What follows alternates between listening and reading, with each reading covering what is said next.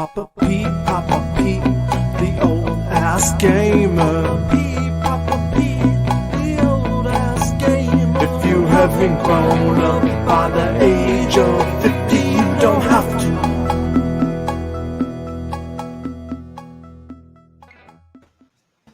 And we are live.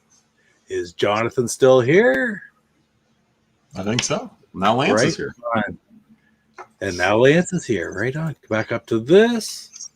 Getting my chat popped out. I guess I really don't need that. I got the chat ready. Hey, Savater, what's going on, buddy? Thanks, you guys, for watching the video. That's Back from the Dead. Right on. Casey. Hey, Casey. Casey, just to let you know, something arrived yesterday. Thank you so much. I don't know if I'm going to have to open it. I'm going to be able to wait, or it's going to be in one of my pickup videos. It'll be in a pickup video no matter what. Hey, Luke. What's going on, guys? Lance, of course, is there. Right on. Well, Jeff, do you have Donkey Kong, right? I do, but like all my Intellivision games, I've yet to play them. No, understood. Since we're on the verge of moving here, hopefully soon. So no, understood. It's one of the games, though, that when you look at the Intellivision games, there's some of them that you can play on a PC or with emulation anywhere quite easily. Donkey Kong's one of them because the control scheme's so simple, right? Yeah. Even though it looks terrible, I know I'm going to play it right away because I just got to try it out to see just how bad it is. It's almost like that. I said, is this really... Why is my namesake to the left? That's good. I'm to the left. Yeah, it was like that earlier. Oh, cool. I thought it was part of something. I don't know. I did something wrong. I don't know what I did. Papa to the left beat. I don't even know how to change it, so it doesn't matter. I'm not worried about it. Oh, I can't even fix it because I close things. I did it in here somehow. I think you can only change it if you back out. Then I think you can change your name. I think you have to leave the studio, though. Yeah, and I'm not going to do that. But I was in something down in here. No, and then that's where I did it. But doesn't really matter. Doesn't really matter. I don't want to do that stuff either. Like it matters. Oh well. Anybody watch it probably knows who I am anyway. So we might have another special guest in here later on. Rich from Bacon Ice Cream Productions might be joining us in a little while, but basically, I don't know, just want to talk about the video. If you guys had any questions or anything, or any comments on the video. The DK Arcade looked amazing, Pete. That's the first time I've seen it. Is that right? It's check out a video on YouTube. There aren't very many videos on YouTube. But actually, I should put a link. I used a little bit of clip.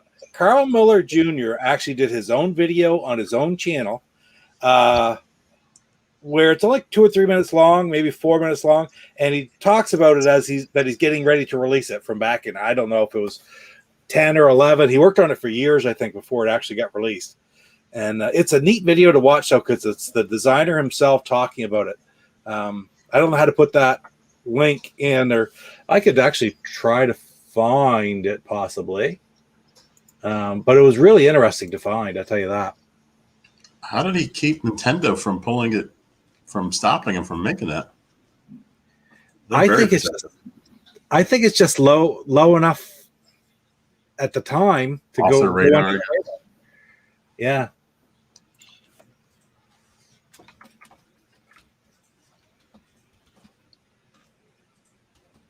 Is that your lowest rated game so far on the 125? That is the lowest rated game so far. I had given Checkers a 3. Yeah. There you go, right there. Lance just had a great point on here.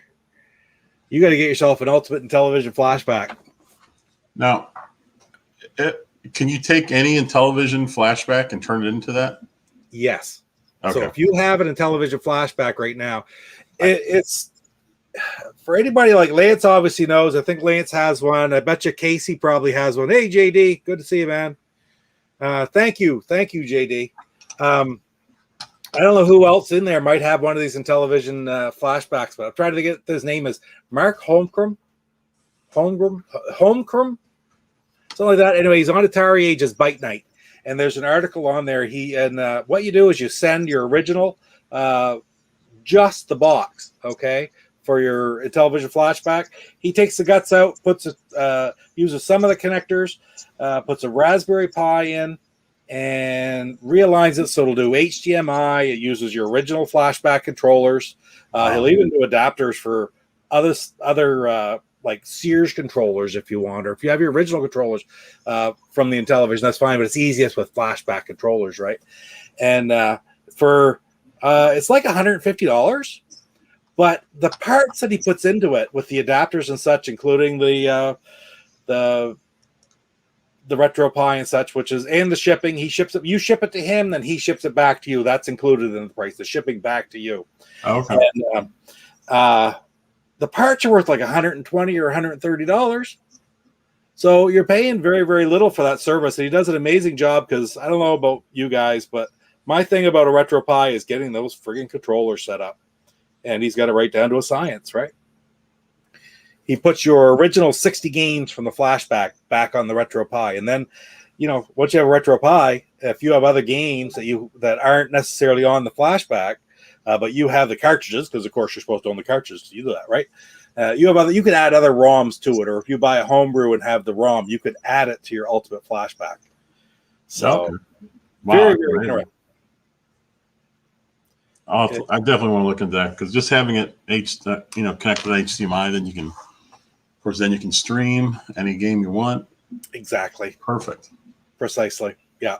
And that was my big thing. Like, if you notice when I started off the channel, I've always loved Intellivision, Atari, and stuff like that. But all that I ever did for reviews and such was Atari, because I started off, I'll do the Atari games that I love, because I couldn't capture television anyway, anyhow, until I got this Ultimate Flashback. And I had the idea of doing this series for about a year before I actually started, just because I waited until I got the Ultimate Flashback. So, yeah. Huh. I really highly recommend it. Like, who on there? Todd Holcomb. There, Lance just has his name right on there. Bite Night. Todd Holcomb. Great guy. He's on Atari Age, like I say, is Bite Night. He's been on different episodes of the Televisionaries podcast, and such and such.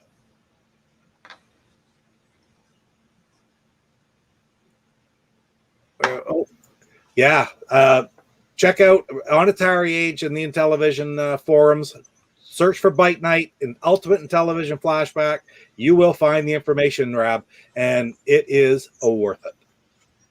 Yeah. Oh, there's Casey right there. Casey has one too. I figured he did for sure. Yeah. It really is. It's night and day. It's just, there you go. Casey was just playing it. Very, very much worth it. Yeah, I did pick up a flashback a long time ago. So I do have one somewhere. Now, nowadays, it's easy to get the flashbacks, or relatively easy to get the flashbacks. You can't get the controllers. It's the controllers that cost all the money. Really? Before I did this, I had my inbox flashback, right? And you could still buy flashbacks for quite a while from Intellivision Productions. Before and after Keith passed away, right? Steve was still running it, but all they had left at the end of it, because everybody bought up the controllers, they had a bunch of flashbacks left, just the box without controllers, or just a little, and I bought two of them. So I've got one upstairs. I've got, and I ended up, the original one that I bought in the store way back when, I was really kind of lucky to find it in this neck of the woods. Those are the controllers that I have hooked up to mine right here. But the actual flashback itself is one that I bought from Steve Roney for $10. He charged $10 a piece for them. I bought two. Wow. Yeah. So the controllers is it, man. They're hard to get. All right. Yes, Avatar. Yeah, for sure. It's night and day right there. I know I'm going to get. Sorry. Oh, I'd like to get every one of my retro consoles somehow fitted with HDMI. There's a lot of things though with Intellivision that You still can't use ROMs on an HDI port. You have to use them on the original Intellivision. So there's some benefit to having an Intellivision upgraded to, at least to RCA. And I'm not very adept at that, but I got some friends, I want to get one of those done, because what that'll do, that'll allow you to use your LTO flash, which a lot of games, you can buy ROMs from like Electronite that will not work. They're coded to your LTO flash. They will not work on the Ultimate Flashback. That's the only downside of it. So it's still nice to be able to capture from an original Intellivision system, whether it's an LTO flash or whether it's like, I want to capture stuff off of DK. DK Arcade is not a good example because that ROM is available, but like stuff like Defender of the Crown, if you get the ROM from William Muller, it's going to be for your LTO flash. So you're going to need to be able to capture off your original Intellivision system. So if you can get it upgraded to RCA or to, I don't know if that's video, but RCA jacks anyway, you could probably, it's not HDMI, but at least you can still get adapters to do it. RF sucks, right? That's true. So, all right. Oh, here's what Luke do here. He turned a dead 2609 into an Ultimate Flashback. Yeah, absolutely. Powered reset. That's cool. And there's nothing to keep you from doing it with the original system. If you could do it with this, I mean, with this little one, you can do it with that. And I'm trying to put it over there. See, he puts his own little label on the bottom. Can you see that? Oh, yeah. Television Flashback. Yeah. That's what it comes to you now. And it's got the HDMI port on the back. Okay. It's got the original power, because you keep your power adapter that came with it, because it's the original power. And it's the original. I don't know if those are the original ports for the controllers or not, but I think so. I think he's probably moved them around. But and then that's a dongle for USB. Wow. If you want to use it, you can do that. Or like I said, with the RetroPie, you can set it up. You can do everything wirelessly as well through Wi-Fi. So there's nothing to keep you. If you can do it with that, you could do it with put the RetroPie inside of an Intellivision 2, a Sears, a 2609. It'd be really cool. And then it's just a matter of how you're wired up your buttons, I suppose. Above my scale, Luke's excellent at that stuff. He can tear those apart and do different things. I might be hitting him up to get a system that I could look for other things. I'd be scared to ruin one. But although you're kind of, what are you out? If you have a 2609 that doesn't work, why not rip it apart? Because it doesn't work. So you're not going to get some parts you're not going to get for it. Isn't that true, Luke? You can't, there's some that just you're not going to bring back any other way. Right on. Good to hear, Rob. You will not be sorry that you did that. Oh, here we go. Or unless you have it. Oh, yes. Yeah. Yeah. I've heard that before too. Paul made a lot of those adapters. I don't think he makes as many nowadays, but he goes a little stint. We'll make a few. If you're willing to wait, he'll probably put you on a list. And when he gets ready to make a batch, he would make them. But they're just the wiring in them is a little bit different, so they will not perfectly. The flashback controllers won't work perfectly with those systems. And it's all due to the wiring. And actually, that he explains that on one of the episodes as well, way above my pay scale. I don't understand it, but I understand it, but I just don't remember exactly what it is.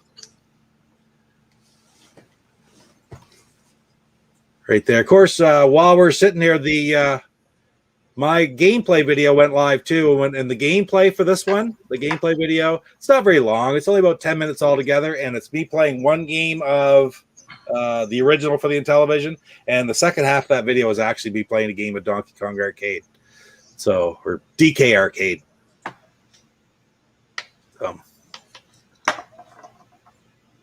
Right on, JD. Hope to see you back a little while, man. Take care, Salvador. Right on. Yeah, man, that's the way it is. Summertime's here. It's just been dark here now for about 15 minutes. So I suppose you guys are also sunny out there today, Jeff? Oh, yeah. It was raining today, but it's still daylight here. Still daylight. Right on. Very nice. pushing 8, but it's still plenty light. It's so hard. Let's see. Yeah. Nice shirt, by the way. That CM Retro usually pops in here. Oh, yeah. Did you get that off T Public? I did a couple weeks ago. Good. I think it was after he was in your chat. Right on. Talking about it because he said someone was making fun of him about being a shill for selling merchandise. I was thinking about the funniest part is it's his own merchandise. How are you a shill for yourself? Yeah, there you go. People just like to complain about stuff, I guess, you know. Oh, well. Pete, how many systems you have hooked up currently? All different systems? Do you have a lot, or do you like kind of move them in and out? I do kind of move them in and out, but right there I've got an SNES, a Nintendo, an Atari, and my Intellivision. I've got a 360, an Xbox One, my Switch, of course, is hooked up. Wii U, Wii. I got a lot more than that upstairs. Oh, no, over here too. Sorry, I got the Xbox, Dreamcast. Haven't got the Saturn hooked up. So what's that? About 8 or 10. Oh, at least. Yeah. That's pretty good. But I probably play that until the Ultimate Intelligent Flashback. Well, the Switch. We've been playing the Switch a lot. Yeah, I love the Switch. Oh, it's fantastic. I love the simple games. Like, you know, everybody says, "Oh, Rocket League's old," but I just sort of found it with you guys. We have a good time playing that game. It's a lot of fun. Oh, it's been around a long time, but it's still very popular. We never have a problem finding anyone online to play. That's for sure. Yeah, that's for sure. Yeah, there's like, how many 100,000 people are usually on there? Oh, I'm sure there's over 100,000 by any time. Look, people are asking for over $100 for used Intellivision flashbacks. Jeez. Wow. Oh, there you go. 30 on Shop Goodwill. That's the way to go then. I don't have that option, I'm afraid. I still cannot tell you. I do not believe that they were ever sold in Canada. Luke, if you're still there, do you know, was the Intellivision flashback ever sold in Canada?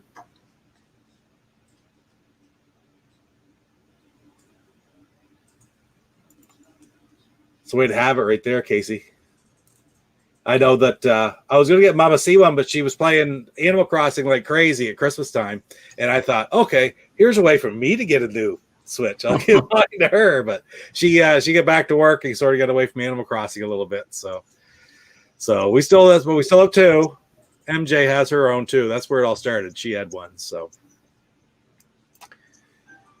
And no kidding, back from the dead. You really do. I mean, just promote your own stuff. Yeah.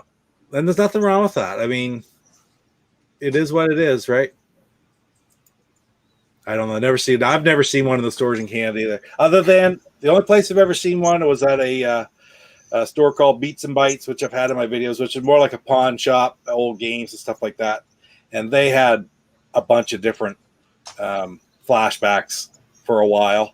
And I'm sure they just bring them in from the States, right? Special order. I don't think it's a matter of them actually being retailed here. So, well, did you have the Atari flashback in Canada? Yeah, there are some of those. Yeah. There are a lot of AT games. I got like all the Nintendo flashback, the Nintendo classic minis or classic games, both SNES and NES. Those were available. The PlayStation one was here. What's what I'm thinking of? The Genesis one that was just out, which is really good too. I really like it. It was up here, but it's just those ones. The Intellivision and ColecoVision, I never ever did see up here. You know, I think I have a ColecoVision flashback as well. Pretty sure. I have one upstairs. I happened to walk into Walmart on the American side one night, and they were there. That was back when they first came out. They were $40, right? So it's like, oh, you know what? I might never see it there again. So I grabbed them both, thankfully, because I don't think I ever did. Yeah, I've never even played a ColecoVision, so that's why I grabbed it. Did you notice in the video the difference in the quality of the game in ColecoVision? And I mean, that's why all those rumors come out, right? I mean, it was so funny to see it. It was a huge difference. Oh, and the ColecoVision game is excellent. Like the Donkey Kong port, it's not the arcade, but it's still excellent. A lot of fun.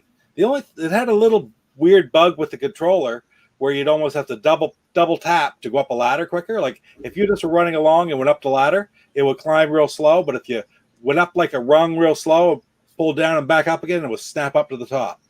It was really kind of a weird, but you just sort of learned to feel that feeling. You learn that feeling to play the game. It was great. It was great. The elevator game was fun. Seems to me the elevator game in Coleco didn't have the bouncing coils that go across. But DC Arcade does. Well, that's impressive. I was say I could see why it wasn't there. It might be really hard to. Yeah, it'd be hard to program in. I mean, it was just the Intellivision version just stripped everything out of it. Right, put the absolute bare basics. In every aspect of the game was stripped right raw. Graphics, sound, gameplay, screens, animations.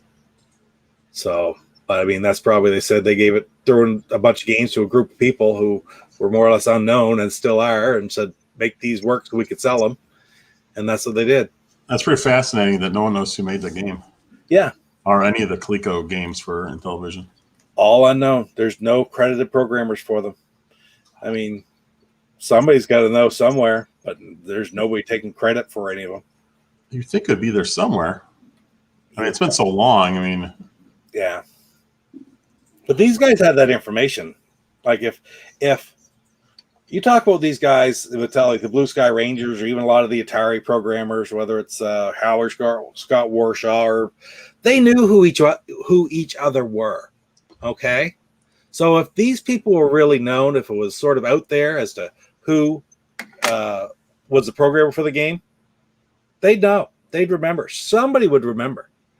So it was obviously not really assigned to a person. It was just a group project type thing, right? I wonder if there's any chance it was kind of farmed out for whatever reason, because it may well have been. If they paid someone to do it from outside of Coleco, maybe that's why I've never heard. It could be. So, Luke, if you're there, I'm having one of these for you, buddy. There aren't too many left. Oh, they're still available. That's the Picaroon's Maple Cream.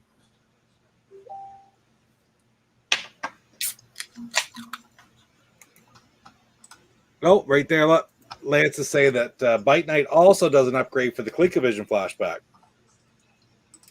And, you know, that was one of the big things about the ColecoVision flashback is Coleco, as I sort of mentioned in the video, they were really focused like Atari on arcade ports. Everything that was the top-notch games for ColecoVision were arcade ports. So when they go to make an Intellivision flashback, when they go to make a ColecoVision flashback, excuse me, it's much more difficult to get the rights to those games to put them out again. So what you end up getting is, with the ColecoVision flashback, are a lot of the lesser unknown games. Doesn't mean they're bad games. They're just not as well known. So it really wasn't as successful. Cheers, Luke. Here's what was on that ColecoVision now. I don't think you'll see Donkey Kong, if I'm not mistaken. You find the list? No way, Donkey Kong. Not with Nintendo owning it. I'm looking up here. Game list. Bump and Jump, Choplifter. Yeah. I'm just kind of looking at the ones that Gateway to Apshai. Jungle Hunt, Miner 2049er. Yeah, Pepper 2, Omega Race. Yeah, there's a few on here I've heard of. But yeah, those other arcade games are like, there's no, not even like Mousetrap or Ladybug. Right. Ladybug. Think about the ones that are on the Intellivision, right? You got, okay, see if I can do without looking. Donkey Kong Jr., Ladybug, Mousetrap, Turbo, Zaxxon, Carnival, and Venture. That's the 8. And I don't think any of those 8, which are 8 of the top games on the ColecoVision, are on the flashback. Smurfs, Zaxxon is? Yeah. Okay. I think that's the only one, though. No Smurfs game. I know one thing I'm sort of in the market for now is I'm looking at getting into this stuff. I'm looking for repro boxes. I'm thinking I want to get some of the boxes. Like you hear them talk. There's even people who have gone as far as make some of the boxes for Intellivision that were for games that were scheduled to be released or created by like ColecoVision or Parker Brothers or stuff, but were never actually made. It's kind of neat. It's the videos on that. The Intellivisionaries podcast actually have a few videos, and Rick goes over a few. It's really great. Maybe kind of make some and have them behind you, like showing the face, just in the background. Yeah, for sure. Yeah. I never did find a list. Oh, for ColecoVision flashback? No. I went to a Reddit page saying the list, and it gave me. I was looking at somebody's Happy Meal. Oh, list of Coleco. No, that's the list of ColecoVision games. That's not it. Oh, well, I just sent you in the private chat, Pete, a link to what I'm looking at. Okay. All right. Now I got to figure out how to use this thing. There it is. Oh, there's also some homebrews on here. I didn't scroll down far enough. I think they had to do stuff like that to make up for to get the 68. There aren't that many. Casey just said something. I'm off the comments here. Just one sec. For homebrews, I got Search for the Stolen Crown Jewels 1, 2, and 3. Boxes right on. Oh, those are homebrews too, probably. Are they, Jeff? Does it say? Oh, here we go. Those 3, those were.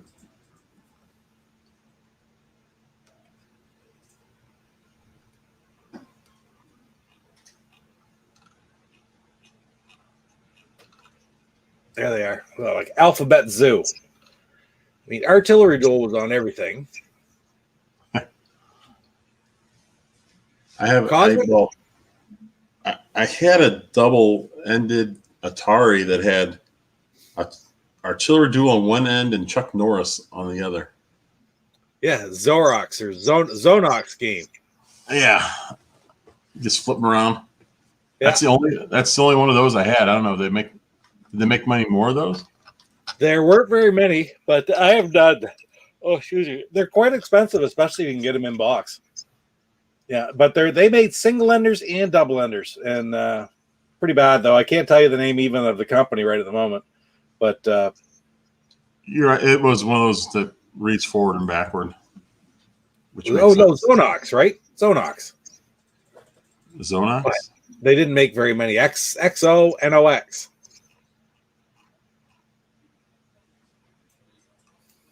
I have none of them. I just don't see them. Yeah, I only had the one. Wasn't very good. The Chuck Norris game was pretty bad. We have our special guest coming into the stream here. I think he can see us. Are you ready? What's going on, guys? Welcome, Rick. What's up? How's it going? Good. Yeah. Glad you could join us. Yeah, thanks. Yeah, thanks for the invite. When I said I was going to send you a message, say stop in tonight, because I know you're like me. You love Intellivision games since you were a kid. That's it. That's it. But I thought, but he might have his hands full at like 7, 8 o'clock Eastern tonight, so it was a little rough for him. Probably.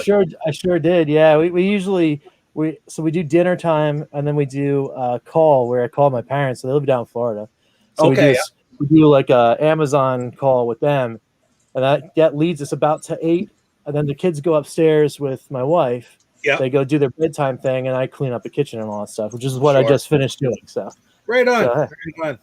So yeah, but all the while I was watching the 125 episode. Very nice. Oh, did you? Right on. Thanks. Yep. Thank you. And then I've been listening to you guys talk about that stuff. You guys were just talking about the Intellivision Flashback Ultimate.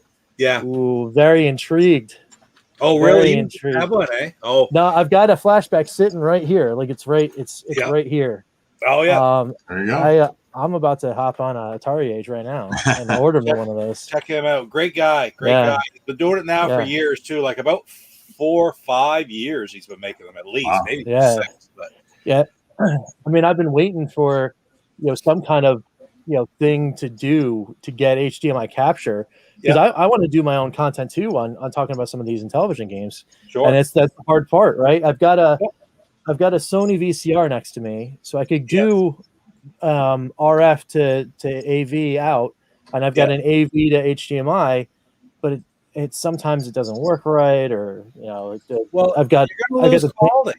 Exactly, yeah. The Tandy Vision I've got it hooked up to doesn't like it sometimes, and it's a mess. But I haven't bitten yet. Like I said, I've wanted to do some in between the 125 seasons. Maybe I got to sort of focus on those, because when I do one of these, it usually takes quite a few hours, to put it all together. It's a few days actually. Of course. And I want to do some homebrews as well. And I want to do some of there's some amazing titles out there in homebrews, right? Absolutely. New ones coming all the time. Like I shared one on my Facebook page last week, just an ad that William Muller put out saying this one's coming, and it's called Robot Army. And somebody made the comment, it looks kind of like Berserk. Well, of course it is. That's exactly it. But it looks great. I freaked out when I saw that. I was like, no way. Berserk's one of my favorite 2600 games of all time. It's so good. So, but the only issue with that is, like, and rightfully so, I'm not going to get a ROM for that. That's going to work on the Ultimate Flashback, because those are released if he released a ROM like that, it would just go, wildfire. And so he can't. He'll release a ROM that's good for the LTO Flash or the cartridge itself, which I buy the cartridges. I love them, right? Right, of course, yeah. And but then I have to capture off my original system. Right. And I think I'm going to have to get one of mine modded to AV. I've been talking to Luke about that. I'm going to get one modded to AV. So at least I could use, I bought on Amazon a little adapter for the AV, the RCA jacks that go in, then it's HDMI out. So it's not, I don't have to use a VCR. Yeah. I just have to use this little adapter. So I've not actually tried it yet. I've had this thing for quite a while too. It's somewhere handy, although, put it this way, it's within arm's reach. I just don't know where to reach my arm. But nice. I'm anxious to try that out anyway, and try to capture some of these more obscure games and do some reviews of some of these things that people aren't as familiar with. Mm-hmm. Yeah, no, that's cool. That's really cool. Yeah, I want to get my hands on an Intellivision for sure. Yeah, that's that looks mighty sweet, and I'm thrilled that we're gonna get Princess Quest for the Evercade. True. That's going to be on that cart. That's awesome. Because that could just open the door to more people seeing all these great homebrews for Intellivision in a new way. So I'm pretty excited about that. Oh, it's got Steve. I've been ignoring the chat, guys. Sorry. I see Steve's on boy. Steve Jones in the house. Speaking of LTO flashes, that was my Canadian connection to get my LTO flash there earlier this winter. That was awesome. Nice. Oh, here we go. He's talking about the games and stuff. Mark Oberhauser did boxes for unreleased television games by Coleco, Magic, Parker Brothers, and Atari Soft. I think he still has some. Guess where I'm going to be checking out? You go check out the Ultimate Flashback page, Rich. Yeah. Check out about these boxes, because they are cool. These are the ones I've seen, and they're pretty neat. That's awesome. Yeah, I definitely got to check that out. As I brought some of the stuff to try to put it together, but oh wow, Sega Activision 26, nice. That's cool. Yeah, exactly. Most sold out now, but doing new ones. That's nice. I looked at bringing up buying some stuff to try to make my own, but it's quite a project. I mean, I got a good printer. I could probably do it, but they're not going to be as good as somebody who's. It takes some trial and error, no matter what you do. Sure. Yeah, of course. A week or so. I'll just still look at here. Thank you, Luke. There we go. Right on. Oh wow, that's awesome. You get her worked up. See, Thanks. that's the community coming together right there. Yeah, exactly. That's awesome. You're right there. Like, what's your number for Intellivision games? Your collection's up there quite a bit now. You were aware that we just. Well, I know you're aware that because of the chat we had. Was it just last week? About Jeff. He's starting his Intellivision collection. Yes, yeah, I caught that vid too. That's pretty good stuff. He's at 20. But you'll be shocked at how fast that number will grow. You saw I'm not joking, man. That box is sitting right there that I took a picture of. You shoot me a list, Jeff. We'll hook it up. We'll make sure we get you from 20 to more than 20 out of that box for sure. I'll send you my list of 20 that I have, and we'll figure something out from there. Yeah, let's do it. Do it. Yeah, definitely. So what are you at, Rich? So I think I'm at 95. Ooh, 95. I want to say I'm at 95. So there's my my stack. Yep. I do have three loose that I don't have complete in box. Right. They're right here. What are those ones? So it's Chip Shot Super Pro Golf. I gotta see if I can figure out how to make you bigger. All right. So hold on to that. I don't know what I'm doing, but I sort of did something there, but I think that was just full screen on there. Now I just go to that's all right. Yep, Chip Shot Super Pro Golf. Pete, if you move Rich to your spot, and then to the screen that just has like the one person, I think it'll go big to him. Maybe it'll do that. I'm still learning stage. There you go. There we go. You're gonna set Buzz Bombers right there. Buzz Bombers, right on. Yep. And then River Raid. River Raid's not an easy game to get. Yeah, it took me a while to find it. This was during about 2 years ago when I really went in on earnest to get some Intellivision games. I found this one. It was one of the first ones that I started picking up. I found it on eBay loose, and it was an okay price, maybe a little high from what I can see now as far as values go. But I didn't mind because I just wanted Intellivision games. Sure. I got the hankering for it.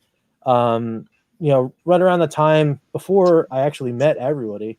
Right around the time I was looking into the Amico, and I was like, oh man, I remember playing over my uncle's house all the time. That thing was awesome. Let me pick one up. So I got a junker system that I nursed back to health. Yep. And then some carts, and then some more, and then some more. It's how it goes. But yeah. So I think with the loose guys, I think that puts me at that 95, 96 zone. But then everything else is an uphill climb.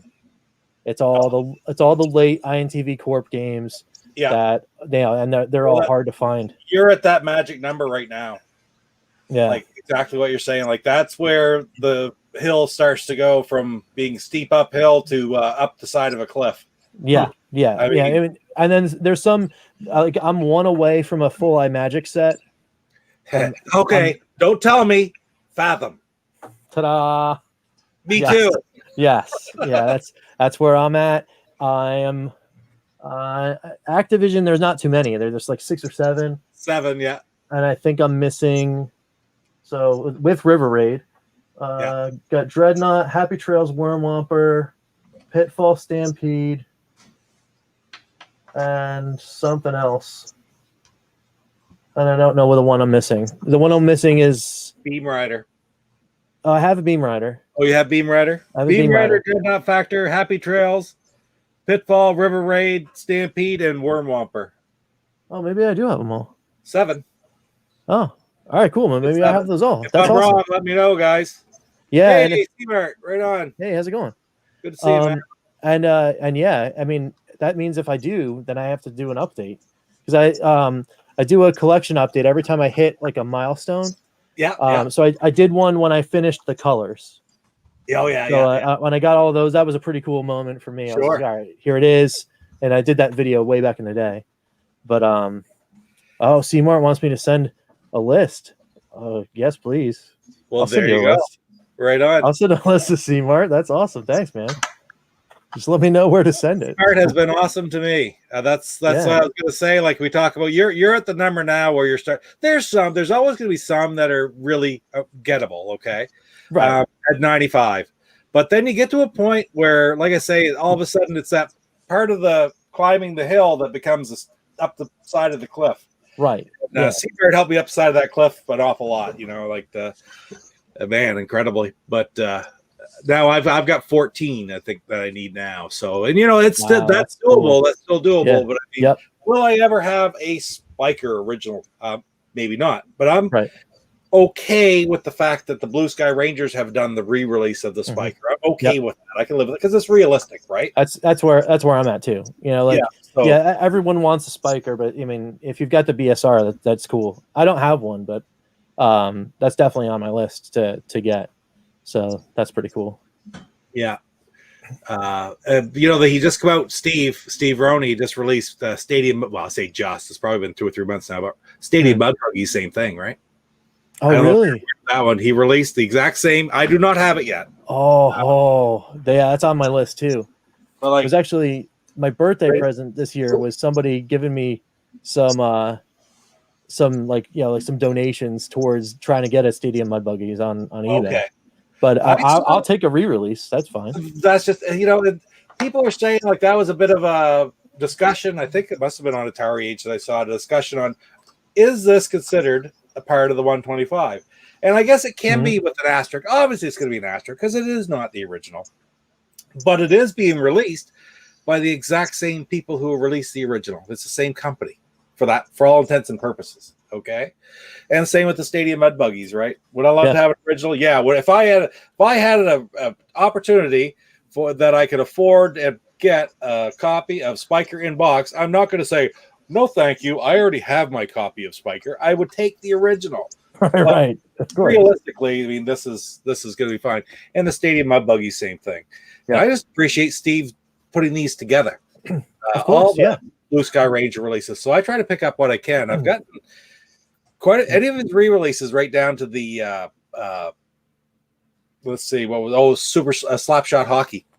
Yeah. I get that one as well. Plus those other 3, but that's Slapshot Hockey and the Stadium Mud Buggies and Spiker, I think, are the only actual of the 125 re-releases. Cool. Yeah. That's awesome. Yeah, I gotta look all those up and then put them on lists and slowly but surely grab them and all that kind of stuff. So it's like you have to almost be watching all the time. I work on the 125. I work on my Sears list, which I love the Sears games. Yeah, I really like the Sears games. And they are all, I'll say, gettable. Okay, nothing there that's through the roof. And then other than that, I mean, you talk about you're getting the different color set, like your different like network games, right? Yeah, I'm always doing the same thing. I'm going to move the camera, but I always do the same thing with my Atari collection. And if I can get it up there, like I love the colored Atari collection, right? Yes, yeah. Those are the original Atari games. Then you get up into the numbers where you start getting the gray boxes there, right? Yep. I'm still only missing one of those colored boxes. I actually have the manual. I don't have the card. I have the manual. So I want a cart box. And I just have a hard time forking out $150 for basic math. Right. Yep. Anyway, you don't see it very often, but no, I love that. No. I call it the rainbow. That's the rainbow set. Yes, yeah. I've got some of the rainbow on the other side of my Intellivision set. Okay, that's how I do it. There, all these shelves are on casters. Okay, so I can wheel them around when I do any of my shoots. Cool. So if I'm doing something that's Atari focused, like perfect score returns and like that kind of stuff, I can whip it around. I'll turn it all the way around, and then I don't have to do anything. I just twist it. It's pretty cool. So I have to see if I can get a reaction right now by saying, Celia, this is what Jeff is going to have set up very soon, sometime next month. No. What? No. She said yes. Denied. All I really wanted was the cackle in the background. Oh, whoa. What's up, Tommy? Yeah, Tommy's here. Just finished up Tommy. the interview with IGN. Oh, nice. Is that IGN US? Is that going out soon? That'd be cool. Hello, real quick to next meeting. Check us out later tonight. Oh, that's nice. Nice. Yeah, and Pete is, the resident like historian YouTuber here, man. You're Yes. doing awesome work with that 125. I'm telling you. Thank you. I really appreciate it. I like the fact getting into the group with you guys, you and Jeff and Pete and Mike and Creek, all the guys who were in that group, like J Prime, everybody in that group when I started a year ago. I started July 1st last year with them. I haven't been there the last couple of weeks, but it's been almost a year for me too. I know it was a year anniversary just gone by, but we all sort of bring something a little bit different into it. Like we're all there for a different reason. That's right. You guys have younger kids, and you're into the new educational aspect of it, the family gaming, et cetera, et cetera. Whereas I'm coming at it from a nostalgic point of view, being person who's been a huge fan of the Intellivision basically since I was a kid.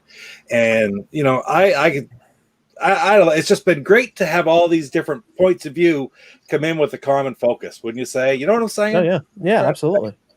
Yeah, I'll be honest. Like Pete said to me the other day, last time I was on there, about the overlays and stuff for the controllers and stuff, and he said to me, "Well, what do you think about those, Pete? Are you going to be getting them?" And I said, "Well, probably not, because that's not the reason that I'm into the Amico. I'm into the Amico for all the other things."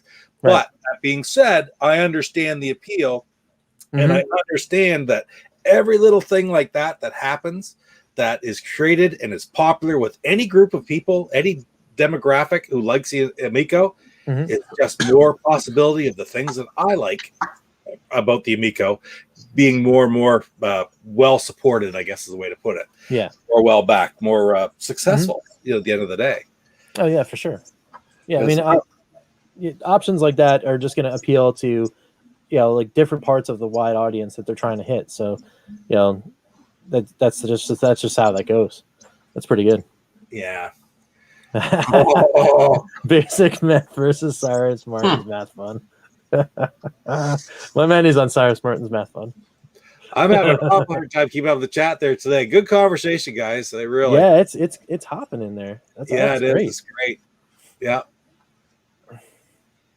Seabird on there has made a good point. Yes, and I'm aware that checkers and roulette are the hardest two to get. Backgammon as well, I think, is one of the ones. Okay. Cheaters, right? Yeah. But I've seen them, like they're not stadium mud buggies type, right? Prices, right? Yeah, exactly. Certainly not like learning fun 1 and 2. Those are more difficult than those are hard. Yeah. Ones. But the thing about them, the cost isn't that much, but find them.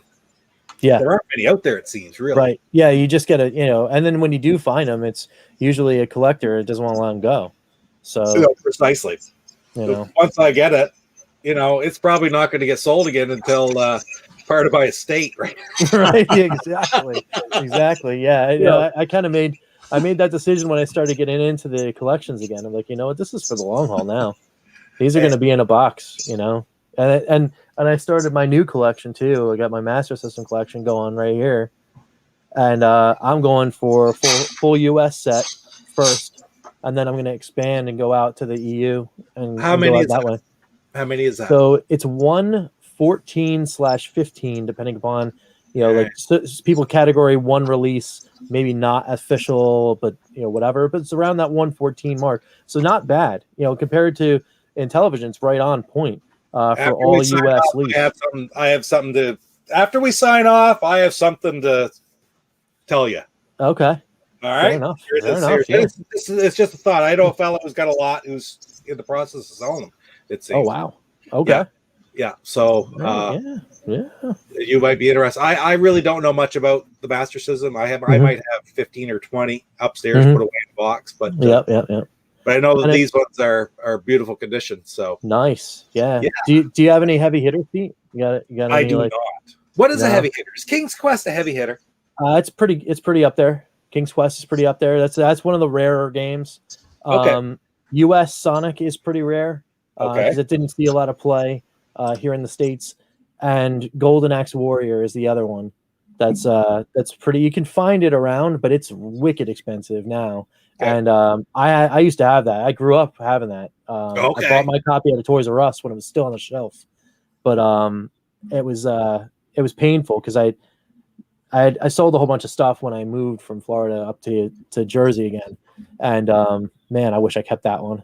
I wish I kept my copy of Phantasy Star too, because I had that mint. And that's not too hard to find, but it's still like 120 something to get it again. But Rich, your Master System videos have got me really interested in that system. I've never played one. It's so cool, man. And now that I'm dipping in more, like I'm finding these cool EU games, and they never got releases anywhere else, and they're gorgeous for 8-bit. It's like, I can't believe this thing didn't do so well here in the States. I guess they just got steamrolled by Nintendo. But I was so surprised at how good those games look. I wasn't expecting that. Yeah, exactly. I was playing, the last one I did was the Lion King. And it's all the characters have like the still animations and like that kind of stuff. You didn't see that until the 16-bit era. And here it is on this Master System game. It's really cool. So, but yeah, thanks, man, because I'm just having too much fun with this stuff. Oh, that's good. I can't wait till I start doing the long plays, and I'm turning on, because I just want to get through it. My idea is to basically have a show like this, where we're just like a couple of guys just talking about video games, and then I'll have my screen up on one of the screens, and then we'll continue to chat about the games or whatever. But I'll turn on every code, and just blast through the game. Let's see if we can get through one in this sitting or something. You go through Rambo. Are Master System consoles, are they very expensive? No, consoles not so bad at all. I mean, you can find them pretty reasonable on eBay still. And then even in a local shop, $50-$60, with the controllers and then cleaned. You could fairly find those. And then the games, like your regular games, oh man, they're dirt cheap. Really? Yeah, it's good stuff. You probably already said this, I'm sorry, but what number are you at now in that? Oh, for Master System? Yes. Yeah. Actually, that is an unknown number. Ooh. Because I've got in the shelf here, easily 25-ish. Right. I've got another 2 or 3 in my stack for like behind the scenes stuff. Yeah. But then here, right next to me, I've got 3 boxes that are unopened pickups. Nice. With 10 or more inside of each box. Oh, that I'm going to be doing. I just want to get through all of my stack first and do them all fun for 5s, and then I'll do an open. I'll do a box opening and then fun for 5 that whole box, and then keep going. Cool. Yeah. Hey, But I think, I don't know, if I took a ballpark, maybe 50, 60. So you're hitting the 50% mark. Yes. Yeah, that's nice. So, yeah, some of them are those EU games, though, so they don't technically count for the US because they never got released. Understood. But, it's close enough. Now we're done. I got a question for the Master System. That has regular cartridges and those almost like TurboGrafx chips, right? Yeah. The Sega card is what they call them. Yeah. So there's two slots in there? Yep. Mm-hmm. Why did they do that? Do you know? Actually, I have no clue. And even on the, because the Master System and there was 3 revisions of the system in Japan. And I just don't know. Like, I think maybe they were thinking about something kind of like the SNK stuff where you could take a card and go and put it in something like an arcade machine or something. But to be honest, I don't really know why they were doing it at all. And on top of it, there was only I think there was 11 games or something like that were on the Sega card. And that was it. So yeah, it's weird. I'm trying to think of it. If the other system has been released at 2 different cartridge slots. I don't think That's so. very strange. Yeah, it's So weird, right? Yeah, it's totally cool. I played one in a Fun for 5. The F-16 Fighting Falcon was a Sega card game. I think it's the only one I have currently. There might be a couple in the box, but wait, is that the one where you had to use 2 controllers? Yes. Yeah, I watched that one because you were confused with how I was playing. And you read it Yeah. you had to use 2 controllers. I look at the manual and it's like, why? I had to stand up, but I did have 2 Sega games, the Master System games. Oh, that's cool. Was it Hang On Safari Hunt and that's the one you trip over going to. Oh yeah, yeah. That's like $2.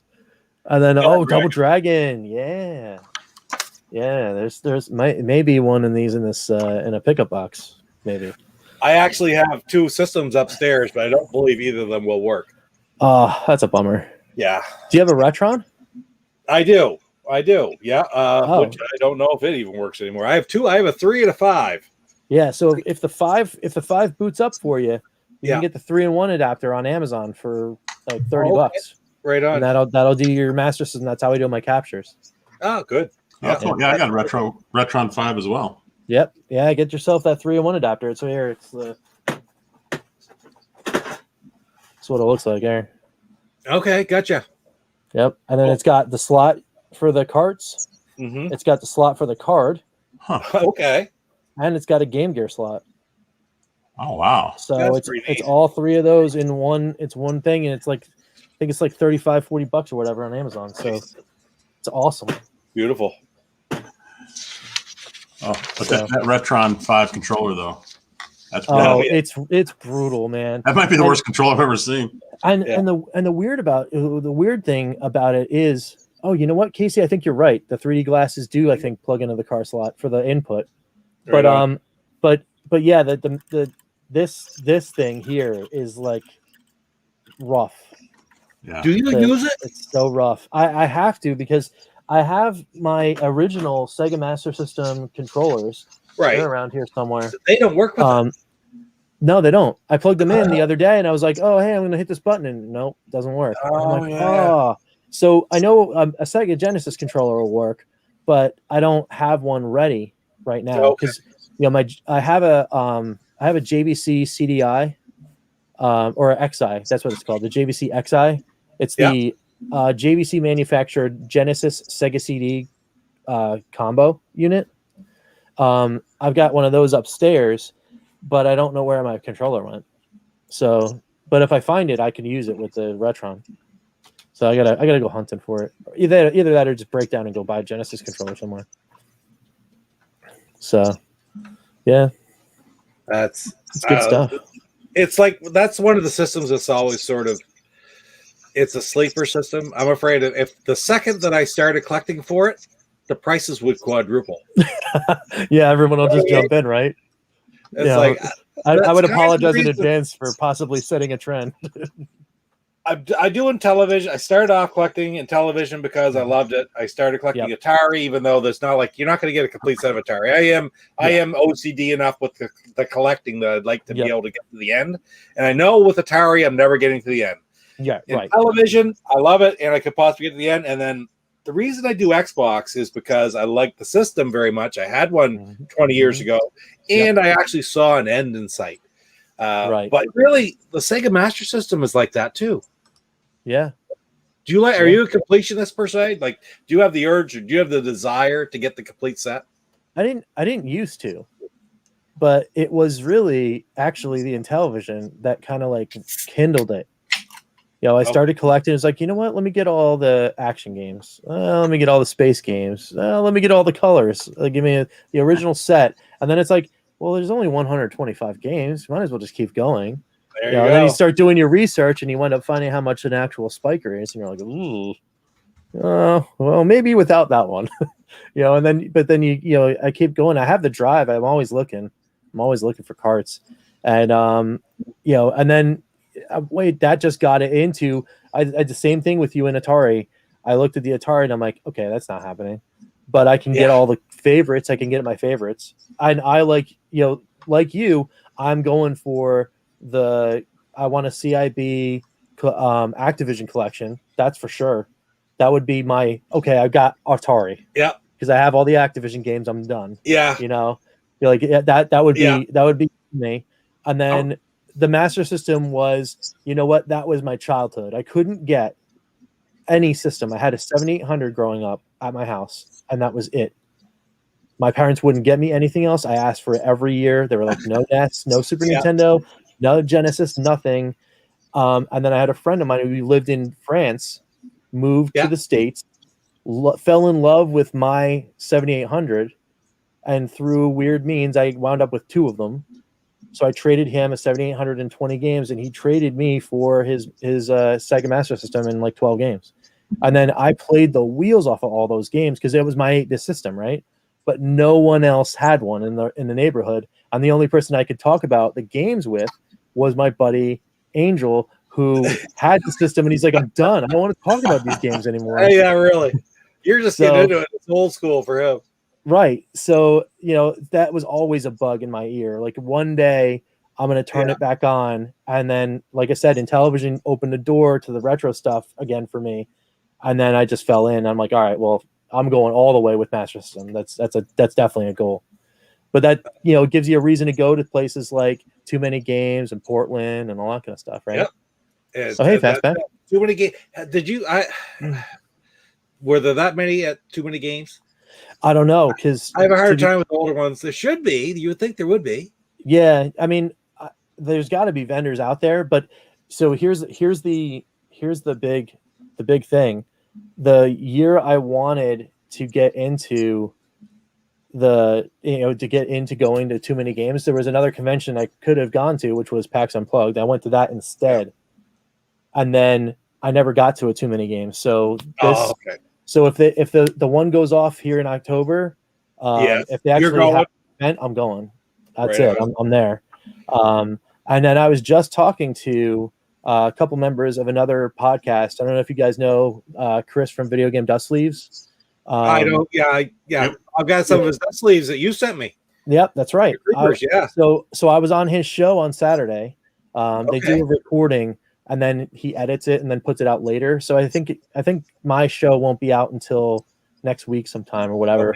Okay. He puts it out on his YouTube channel. But we were all talking, and they're all sort of in the area. All the podcast members. I think it's like a couple in PA, Delaware, Jersey, Connecticut, somewhere around that area. And they all go to Too Many Games. Yeah. And I was like, oh wow, like this is going to be an epic meetup if we can get some people over. You have like the Amico crew roll up in there, and then we get the VGDS, crew. Like we have like 30, 40 people in a room. I'm looking at this now. It's like I went to Too Many Games. But before I tell the story, take me back to the story because I'm old and I'll forget totally where I was. But I want to. I'm going to say first of all, I'm going to have a Big Axe Brewing Seaberry Sour, and if you don't know what the Big Axe is, in New Brunswick here is the world's largest axe. And there's the right there in New Brunswick. That is a huge axe. It is a very big axe. So this is in that little town, and it's named for that. Big Axe Brewing. Anyway, this is back to what you're just saying about all the people at Too Many Games. I went 3 years in a row, 16, 17, and 18.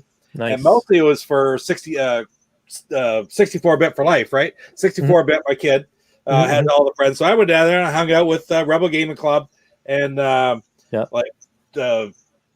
D-Dave, John Long, and all those buddies who were friends of Connor's, right? Sure. And I just did my thing, mostly. I'm quite content. Like I could walk around that place for hours just looking at games, and it doesn't bother me. I don't, I didn't need to have somebody to hang out with. I was fine. Sure. 3 days. I had a blast, frankly. And now I think about all the people that I've met over the last 3 years since I last went. Like all you guys and all these different people, and Jeff and Stu are coming out, and various people are going to all come to Too Many Games. Like I'm not going to get there in October. I don't see it being an option even for October. Right. Really, we're still planning, right, Jeff? We're hoping for June 2022. 2022. All to get together, and great bunch of guys. It's like there's so many fantastic. Even like I've talked a lot in those days with like Megadan 29. I don't know if you're familiar with him, and Jen J Love, and so many people. I can't wait to go back there again after having met all you guys and be able to sort of meet up for at least a weekend in person. But man, it's going to be 30, 40 people to run into. Yeah. Well, I mean, so for that June date, I hope to like meet people that run the con while if it goes off in October. I want to meet some of the people that run it. Yeah. And then I just put that bug in their ear. It's like, look, if this really goes off, someone like Pete comes in, like let's get a panel. And let's do a live show. Turn like one of their podcasting rooms, just into a giant party. Let's do this. I'd be so happy. Yeah, one of right Right, Pat stomping ground, right? Yes. Yeah. Yeah. That'd be hilarious. Yeah, for sure. Because I mean, it's all I know some one of the organizers anyway, some of them and such. So just met through Connor and stuff. So he approached me when because Connor was into it for a while. And he's off doing other things now. But yeah, no, that's very doable. To have a panel like that. There are all kinds of panels all day long. There's 3 panel rooms there, and they go morning to night, Friday, Saturday, and Sunday. So it's that'd really be cool. good. That'd be cool. That's awesome. So that's definitely a goal. Because I mean, what would be better than just be like having fun and just get all these people in a room, just while out, and just have like the rotating. There's like a rotating mic. Just people just walk on the stage and start talking, and we all know each other, and it's like, oh man, it'd be so cool. So Mullis is in too, because he's talked about it many times as well. Oh yeah, absolutely. Yeah. But then it's you can go right down the list. It's him, it's J Prime, it's it's Anthium, like get him out of his work hole and get him out there, like everybody. So cheers, T-Mart. Good stuff. Permagrin right here, This is tier number 2. That's it. We have to behave ourselves now because it's like I'm running again, I should say. I started running actually when I was 47, and I get into it for quite a while, and I could run quite a bit, and I didn't much over the last few years. And the weight's up here, and then it's down here, and you're running quite a bit, then it's back up here, and so now I'm trying to run, but the weight's still up here, and I'm still running, but boys, I'm slow. And maybe if I cut back on this a little bit, it might help with that. That's just hold it. Did I just hear a cackle in the background? Maybe you're running. Don't have that baseball cap with the beers up here and the fog running through your mouth. Well, that's awesome. Come on, no, you have to hydrate. Yeah. So, speaking of running, I've been trying to do some practicing. I'm gonna do that walk this weekend, right? For Children's Hospital of Orange County. That's gonna be cool. It'll be a kickoff of the season. We're gonna be doing a whole bunch of more of those. The next one we're gonna do is 3 months later in October. We're gonna do the walk down Alzheimer's. Locally in our area for Chris for the Atari Creep.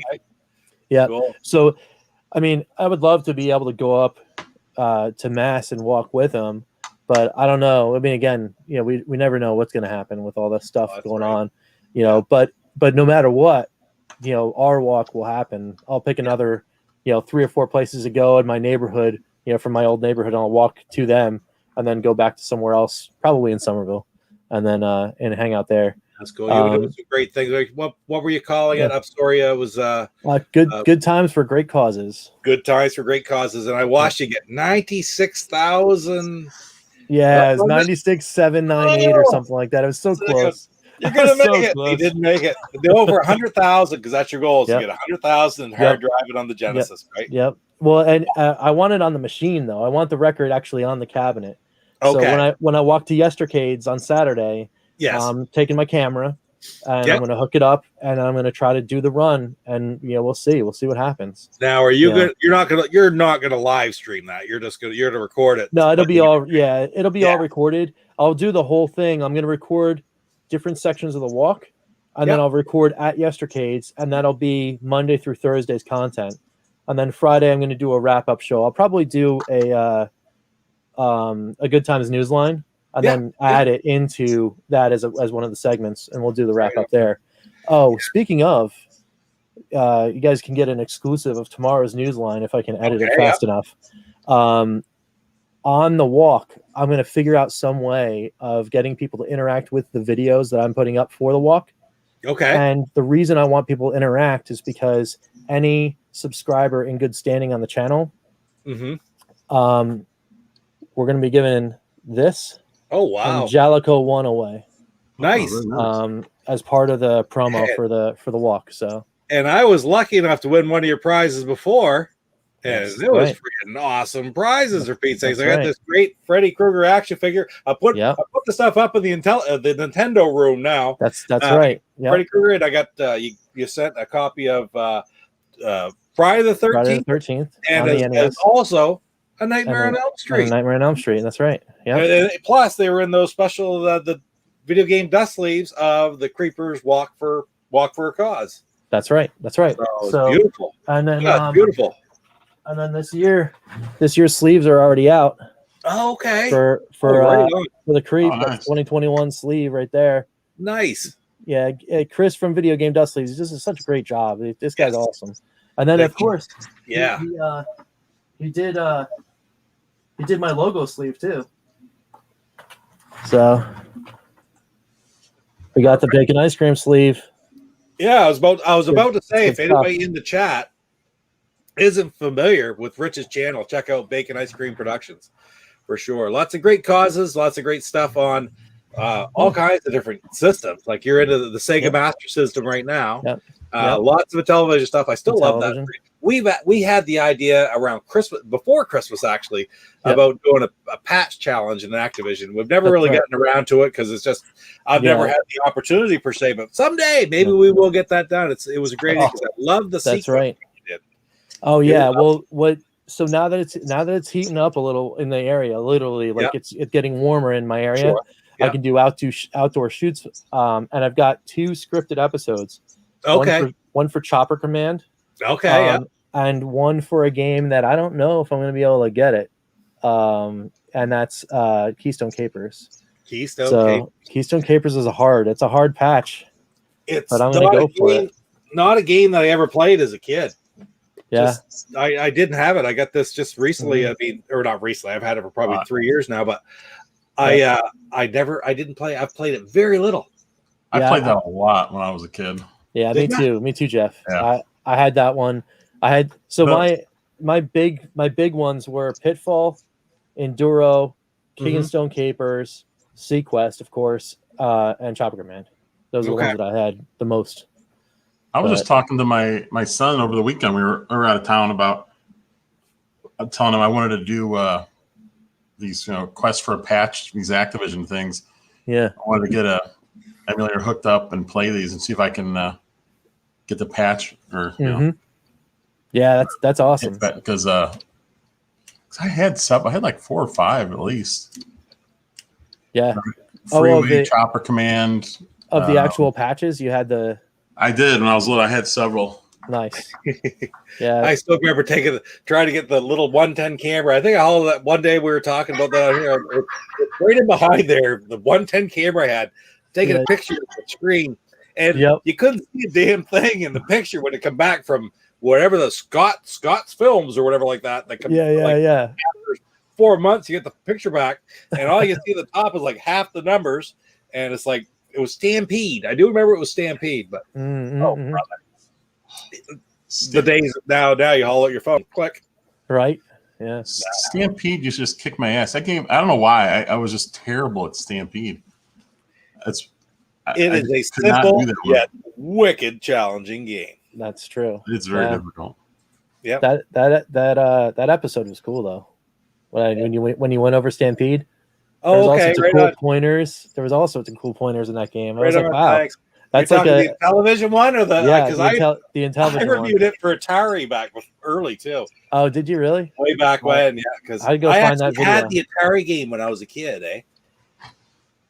It nice. wasn't a game we had for the Intellivision, but I had the Atari version. The Atari version. Yeah. And I love it. It's really a great game. I can still remember the story behind this game because this is not my original game, but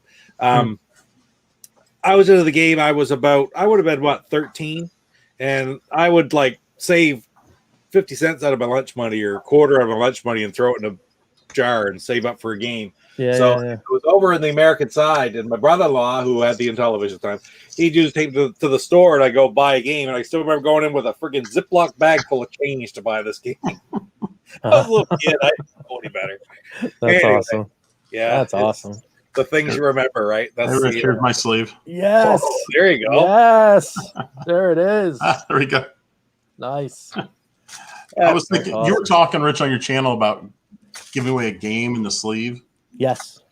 And I was thinking that'd be so cool. Like, because Papa Pete and I, we'll do a hockey night every so often. Yeah. It'd be so cool because, get like an ice hockey game, put in a What a sleeve, and send what it a out to somebody. fantastic That's idea. it. Yeah. That's such a great idea. Yeah. That's cool. That's cool. Yeah, I love it. Which, by the way, we have to do that soon, Pete, because I love those. Yeah, really. We haven't in quite a while. We haven't Yeah. played it in a long time. Maybe Those are fun. I don't think I'm going to maybe this weekend. It's a long weekend up here.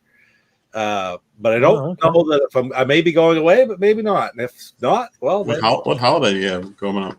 it is called Victoria Day, Queen Victoria's birthday. Oh, that's cool. Monday. It's actually just the third Monday in May or something like that every year, but it's Mhm. Victoria Day. Yep. Yeah. Canadian holiday. Then we got Memorial Day right after that in the States. Yeah, we're not too far from that. Yeah. That's wild to think that we're already coming up on Memorial Day. This whole year's been so strange. It has been a strange about what, 16 months now. Yeah. So but there's light at the end of the tunnel, guys. There's light at the end of the tunnel, and we could just, like I say, Jeff and I and Stu, we've been talking about too many games 2022 for quite a while now. That's it. By the way, speaking of too many games, I plan on bringing my Sega Saturn and Saturn Bomberman. Oh, with that's all the awesome. controllers. That's awesome. So we can have like 8 people playing at once. That'd be awesome. Oh, wow. That's really cool. You gotta hook that up like on a projector or something. See, Mark, I have that, great. I think, on my Ultimate Flashback, that homebrew version of Chopper Command. I got to try it out because I don't believe that I've tried it at all. But I loved Chopper Command when I was a kid on the Activision one. Mm-hmm. Yep. My Activision games are all nice and close. So yeah, I love them. Yeah. These are my favorite. This is one of my absolute all-time favorite sets, the Activision titles with the old style, the rainbow games, I call them. Yep. Yeah. And I think it was really so cool that they kept all that artwork like kind of consistent when like all throughout that period of time. And then of course now with Audacity, they're doing the same thing, which is it's so cool. That's so cool. Yeah. I was so happy that I went in on got the collector just like I did. And it's such a cool thing. So why do you guys know why you were saying Activision made 7 Intellivision games? Yes. Yeah. Right? Do you know why they didn't make more? Because wasn't there like 40 or so on? That's true. That's an interesting. There were, but they didn't do it until quite late. I think it was 82 before they ever started with Pitfall and Stampede, and then they brought a few others in. And the thing about it is they aren't all ports, right? They aren't all ports of Stampede and Pitfall are, but I got to turn around and look real quick. But River Raid is. Mm-hmm. Beam Rider was on both as well, but the Dreadnought Factor wasn't. What's that? Yeah, Dreadnought Factor, Happy Trails, Happy Trails, and Worm Womper. They were all not. They were Intellivision exclusive. Yeah. Now, Dreadnought Factor is on a different system. Which other system is it on? It's not on one of the main consoles, though. Isn't it like Amiga or something like that? Something like that, yes. But other than that, exactly, Rich. But so it wasn't perfectly lined up, Jeff. Yeah. That would have been cool though to see like a Chopper. I mean, they had the homebrew, but and I think actually speaking of Keystone Capers, our buddy Brian from Brian's Man Cave is looking at doing something. Take care, Luke. See See you, you, Luke. See you, man. Thanks for everything. I think Brian from Brian's Man Cave is actually trying to do one of those, to do Keystone Capers on the Intellivision. Yes. I was sort of. I don't think I've watched the video yet, but I've sort of seen it just scrolling through. I haven't had a whole lot of chance the last couple of days, but I do know that he's working on a Keystone Capers right now, trying to port it over. I mean, if he needs that kind of project would light the fire under me, I'd be like, oh man, I got to reach out to Brian and be like, hey, you need some help, man? Let's do this. Well, he's bought that book from Oscar Gutierrez there, the programming on Inti Basic, and he's been going to town. This will be his 3rd game. That's so cool. That's so cool.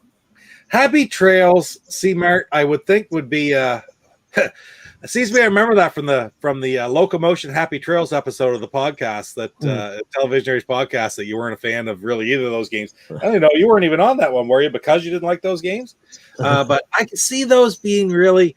I never liked those stupid little puzzle games, like the little slider puzzles that we had when I was a kid.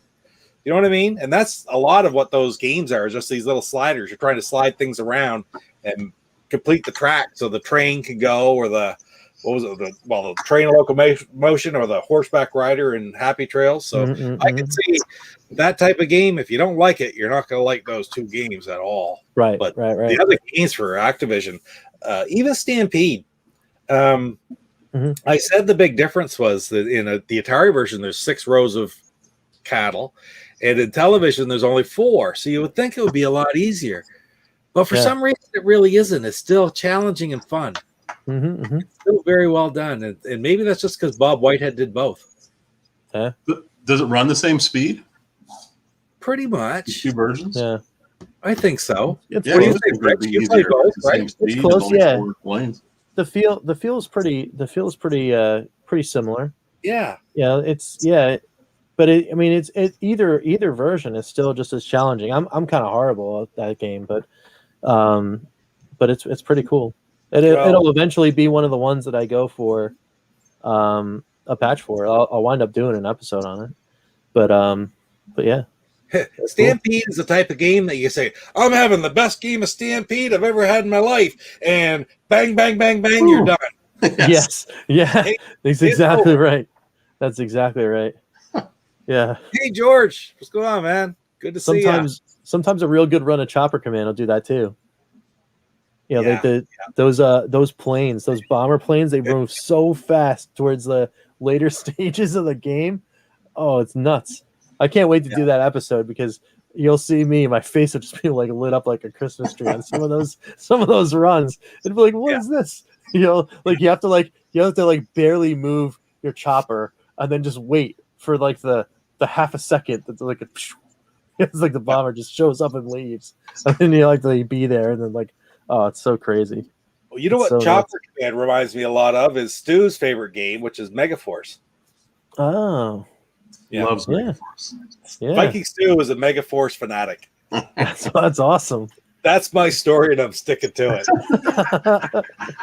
He loved that video you showed last week. and if Stu, which Stu is not watching this video right now, but somewhere in the next couple weeks, I'll queue up this little bit right here just to play for him.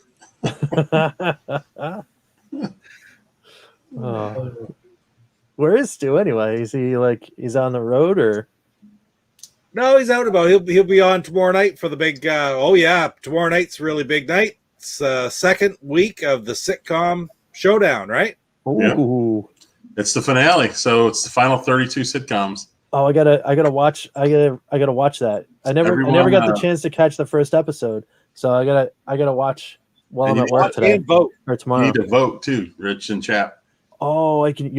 Yes. Yeah, everyone votes in chat, and then me, Stuart, Pete, and then Lance Jennings is going to be on. The 4 of us vote, and we just add them up. Oh, that's Whoever awesome. gets the most votes continues.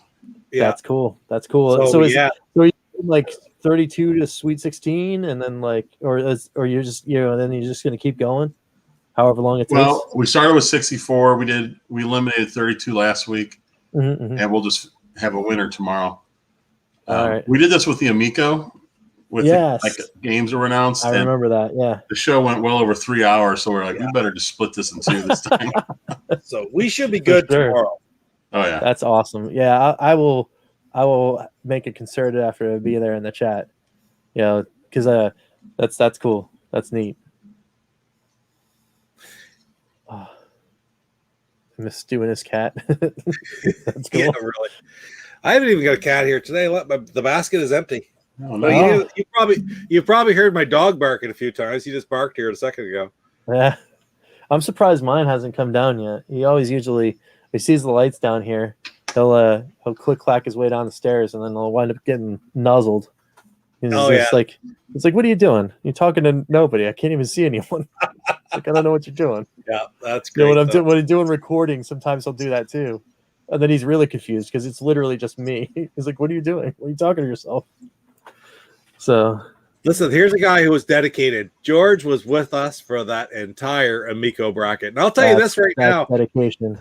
It was about 12:30 at night, and I get up at about 5:45 to go to work in the morning. And I was sitting there going, "I think I'm gonna bail out and go to bed here on that one." It was pretty bad. It was pretty bad, but it was like you had to see it at the end though, because they were great matchups, weren't they, Jeff? They were. I remember JD was. I thought he was going to explode. He was having such a hard time voting. There was like 4 or 5 matchups that came up that was just killing him. That's I fear about tomorrow night though is that they're going to be back. JD back. Oh, right, oh, there he is. Nice. Yeah. Stayed for the entire Amico bloodbath. I'm worried about tomorrow night because tomorrow night there are going to be some brutal friggin' matchups. I know. It's going to be rough. I don't know. It's going to be some, but I hope we have 15 people. Remember though, hey, we didn't eliminate 32 last week. We eliminated 33. Oh, you're correct. Because we decided, because when we did the Miko show, like right off the bat, we had a tie, and Stuart and I were like, what? We didn't even think of a tie. We're like, what do we do? Oh, no. So we just flipped a coin. That caused a ruckus in the chat. So for this one, we decided if there's a tie, both shows get eliminated. And then the other show that would have gone against them gets an automatic bye. So Mary Tyler Moore got a bye because of a double elimination. Oh, wow. Okay. Yeah, I said it's going to be just like WrestleMania 4 when Jake the Snake Roberts and Ravishing Rick Rude fought to the 15-minute draw. Whoever was against them, I can't remember who it was. Now, one-man gang gets an automatic bye to the next round. They're both eliminated. So that's awesome. So really, hope you guys all join us tomorrow night on Go Game Go channel because it is a lot of fun. I thought the most shocking seed was Gilligan's Island. Yeah. It was like a number 6 seed. Wow. The way we did it is we all made our own list of 64 and ranked them 1 through 64. And then Jeff and Stu, Lance, and myself. Okay. And Jeff took them all and attributed a number from if number 1 got 64 points, number 64 got 1 point. Added up all the numbers and then took the top 64 out of that and basically 65 through. You said about 20 got eliminated? Oh no, we had more than that. It was like 40 or so. Okay. We had over 100 shows between the 4 of us. Wow. And there was a few shows that made it with just one person voting. Okay. Because they ranked them so high. Right. Yeah. They had the points to break them through. Like I think who was it? JD's mentioning Curb Your Enthusiasm. That got in there just because I wrote it down and I have it pretty high on my list. So it snuck into the group just because of that. Yeah. Alf was not eligible. There was no puppets and no cartoons. That's awesome. The Alf rule. That's pretty wild, though. You get 100 shows on a list. Yeah. Well, it's funny because I had my list, and then I took I think Stuart's was the first one, and I was just copying what he had over to mine, adding the numbers up, and I realized he had I think 24 shows that were different than mine. Out of 64, I was like, oh my gosh, this is crazy. I wasn't expecting to be such a huge difference between all of us. Cheers is still in the show. Yes. Nice. It's still in there running. Cheers was the number 1 overall seed. Oh, wow. Yeah. So it is the favorite at this point. Yep. Let's I mean, I'd be putting some votes in there. Cheers was awesome. Well, listen, guys, it is almost 11 o'clock my time, Papa Pete time, 10 o'clock Eastern, 9 o'clock Central Standard Time. So On that note, I think we'll call it a night for the stream. I want to thank all of you guys who watched my video, the 125. I really did enjoy. I love making those videos. Seriously, DK Arcade. I pushed it a little bit in there because I'm going to throw up there again. Thank you, C-Mart, for giving me this copy. I had played it on my Ultimate Flashback. I have this copy. I love Donkey Kong. I didn't like this one. And if you look, I sort of funny, eh? If you look at my Donkey Kong box, Coleco boxes are notorious for being kind of crappy boxes anyway. But mine's beat up. Box, no top flap, and it's all beat up. And I just think it's appropriate to have a shitty box for a shitty game. But this one right here is awesome. So they're available right now on Intellivision Revolution. Go pick some up, man. If you're into Intellivision at all and like homebrew games, this is where you want to start, because this, I won't say it's the very first homebrew game. I don't know. I don't think it is at all, like Fortress was or something like that. But that right there is an amazing homebrew game, and for it to be able to show what that system could do as opposed to the mass marketed thing that this was, man, it's worth picking up. So check it out. Yeah, check it out. Anyway, so tomorrow night on Go Game Go channel, we're gonna do the second part, the final part, and we're gonna crown the winner of the sitcom series. And on Rich's channel, Bacon Ice Cream Productions, check that out ASAP. Check out some of his Sega Master System videos. Some of his, I'm not going to stumble over. So what's it called again? Good times for great causes. Good times for great causes. Rich, you got to do this. That's right. That is, I'm looking. That is Rich. That's right. Has and that then, on the street. Wait, nope, Jeff. And Papa Pete. There he is. Right on, guys. Thanks for joining me tonight. Yeah, thanks for having me. It was fun. Everyone should own. There's right there. Everyone should own DK Arcade and D2K. You know what the best part about this, Rich, is we have guests on once in a while with Jeff and I, whether it's wrestling, video games, or retro adventures, or with some of these, whatever like that. And we start signing off like this, and they turn off the computer, and enough to stick around for a minute backstage. That's right. Anyway, Jeff knows exactly what I'm talking about. We've had it happen about 3 or 4 times now. Anyway, night, guys. Thanks again for joining us so much. And I'm going to try to get the 125s out a little bit sooner. And I'm really enjoying this format of just having a chat about them afterwards. Yeah, so cool. Until next time, take care. See you guys. Yep.